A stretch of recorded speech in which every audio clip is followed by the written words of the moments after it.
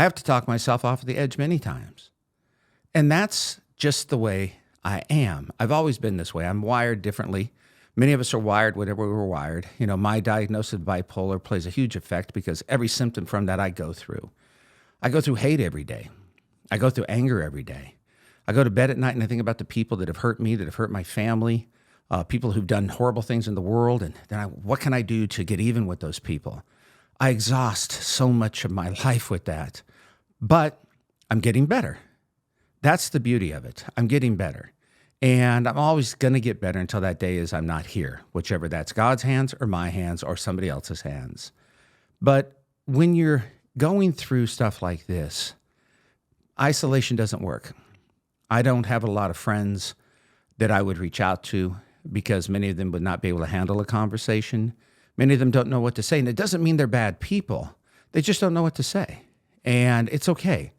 So if you're going through something like this, find someone who understands what you're going through, who knows what you're going through, who's probably been there. You never know until you ask. That's one thing I learned a long time ago. It's interesting. We have a family friend that was an assistant DA in a city here in California. And he said to me once, he's like, Dennis, do you know why bad people exist? I thought about it, and he said, because good people do nothing. That was a pretty powerful statement. Very powerful statement. And the reason I'm saying that in this situation is if we don't reach out, if we have the negative,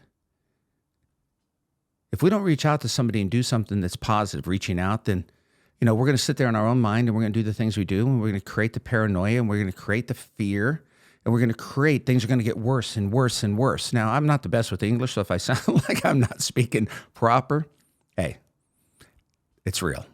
That's the thing that's important. We're responsible.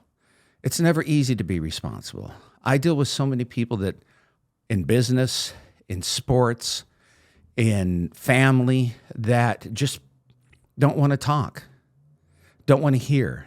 Remember, out of sight, out of mind. That's such a great cliche, but it's true. 99% of cliches are true. They come from someplace. And I think we've all done that. It's like me. Out of sight, out of mind with my problems. They're out of my sight, meaning if they're not in front of me, out of mind. But with the sex addiction, it just gets very overwhelming, that the idea of having a beautiful, intimate relationship with a woman, but then again, the craziness of porn, of strip clubs, of social media, all those things, I get triggered and I'm like, okay, I'm going to, but then I don't, because I realize it's not done me any well. Good English in case you're an English major. It's not done anything for me, because when you're looking for that high as an addict, then once you found it, for that moment, it's over. It's like when I do the binging in the past or eating food. There's foods I'll do it. I didn't like what I ate, but at that moment, it just fueled something in my head. Then I hated myself. I wanted to die. I've planned to die. I destroyed my businesses. I've destroyed relationships over one mistake. And that mistake was on me. A lot of what I'm talking about today is responsibility, because it's so hard to be responsible with everything coming at you, and young kids out there who are dealing with social media and all the pressures out there. Adults who are dealing with their kids on how to deal with their kids with social media, all the pressures out there. It's difficult. I had a conversation with someone in an office the other day, and she has a son who's a freshman in high school, and she has a little 5-year-old, and such a huge age difference. And she said it's funny because the freshman in high school and the 5-year-old argue, and she's like, well, what the hell can they argue about? Kids will argue about anything. And sometimes that's a good thing. Sometimes it's a bad thing. And she was wondering how good a parent she was. And I said, well, why are you wondering? And she goes, well, we have rules and everything. I said, look, if you don't have rules, what's going to happen? If your son is engaged with friends and everything, what's going to happen? If you don't allow him on social media and you make it to where it's bad, what's going to happen? He'll find it with his friends. He'll seek answers from somebody else.